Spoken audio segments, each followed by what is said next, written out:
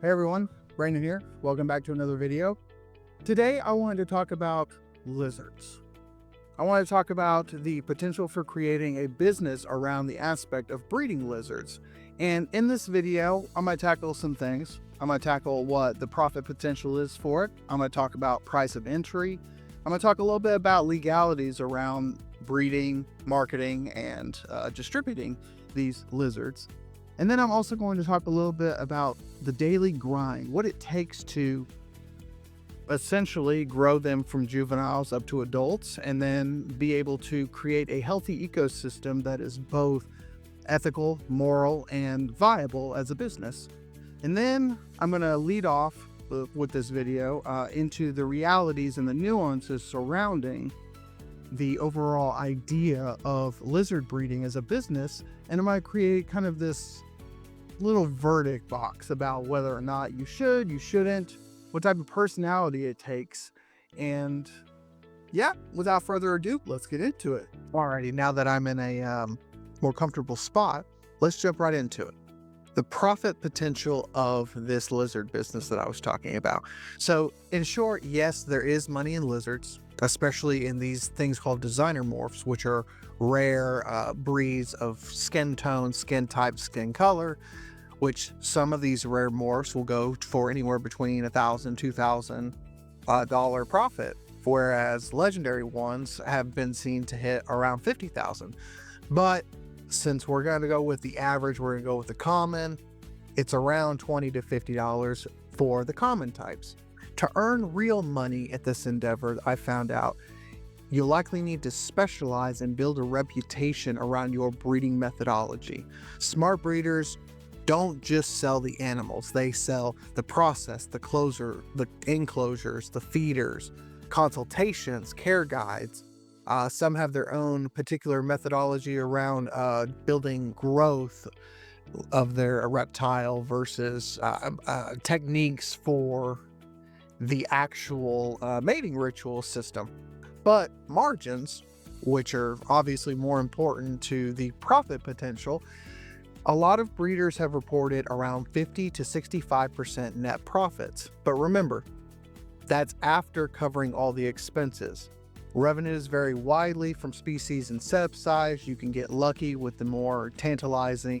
Most serious breeders will then turn around and reinvest these profits to scale and make it a long-term gain.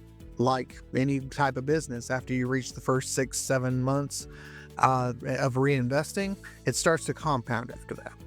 But with that being said, what do the startup costs look like? If you're serious about this and you really want to put it in, you need to expect somewhere between $10,000 to $50,000 for professional setup for the entire breeding business. I'm talking about the breeding stock. Rarer equals pricier. So if you want to try to up your game in terms of genetics and playing that, then it's going to cost you more, obviously. You also want to do enclosures, heating lamps, UVB lights, thermostats, and if you really want to get fancy with it, some sort of automation around any of these really. So heat lamps, there's automation for during the winter time. You want to have it a little bit higher than normal, under the summertime a little bit lower than normal, etc. And same for the UVB lights. You can have a night cycle, day cycle automation. Then there's food such as insects, supplements, calcium suppositories, and automations around feeding processes for this. The last thing is going to be your startup costs around business licensures, permits, and potentially a website or some type of storefront. Many breeders are going to start with a spare room in their either it's going to be in a garage or spare bedroom, even a little workshop in the back. But eventually you're going to need a custom shed or commercial system to mass produce. Think about the way the chickens are done in factories. Imagine that concept and bring that to lizard breeding. Costs like this is going to add up fast, especially if you want to be seen as a professional from day one or seen as somebody who knows what they're talking about to get the process starting a lot faster. Let's move on to the legal challenges. I'm not going to get into absolute specifics around regulation, but I am going to touch on a little bit around what your focal points are going to be. Because this isn't a casual side hustle, you're working with live animals, there is a level of moral, ethical, legal protection systems in place to make sure that you are properly giving each of the reptiles due diligence. And depending on where you live, which country you live in, you're kind of going to have to start with the following. One, a pet dealer license. And this, again, depending on where you live, can vary state by state, country by country, depending on what type of reptile. Some are more into the genetic makeup. Some are just classifications of lizard. You have, if you're selling snake versus turtles, there might be a completely different system in place for compliance.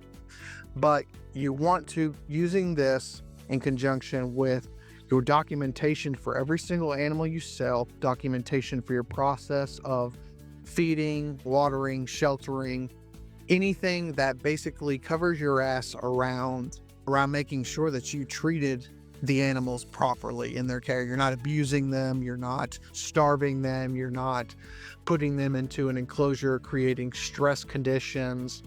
This type of compliance, depending on which animal welfare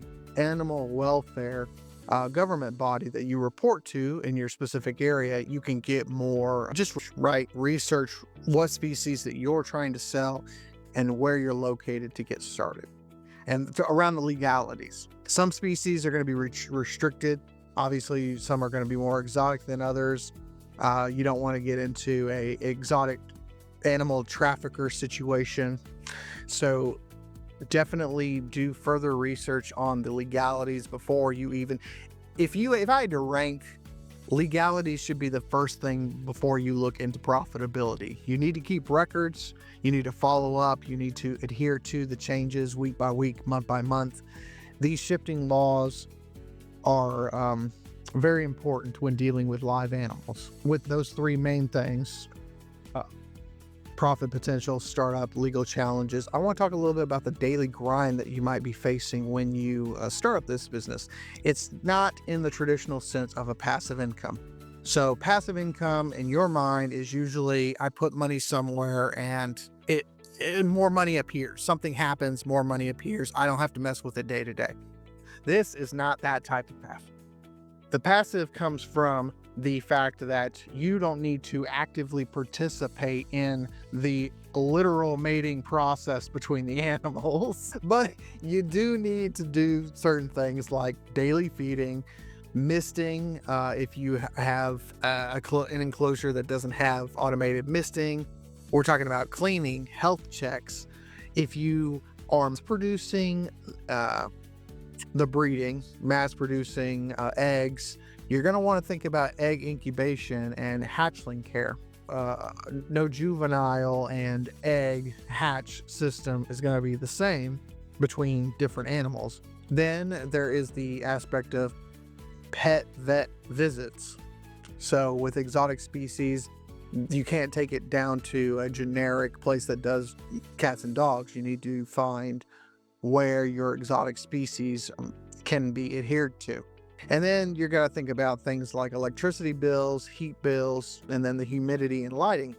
Don't forget that customer service, shipping, website management, marketing, these, I would say, regular but not regular parts of operating your business, you're going to have to pay more attention to. And that weekend off that you were thinking of from a traditional brick and mortar product selling store, you might end up packaging the live animals, doing overnight delivery. You can't send out a mass of lizards in a crate for weeks on end with little food and no water. They're going to die.